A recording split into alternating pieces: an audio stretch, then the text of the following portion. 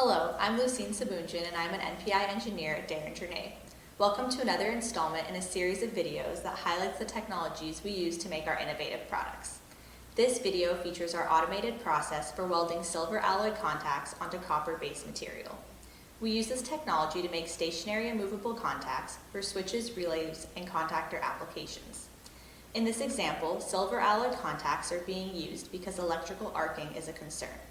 We also make similar assemblies using a wide variety of base and contact materials which are optimized for each application. First, the base metal strip is pierced to create pilot holes for accurate location during subsequent operations. The strip is then guided into the welding station. Silver alloy material is fed in, segmented, and welded to the base material. The strip moves to the final press operation where the features of the part are completed via additional stamping and forming operations.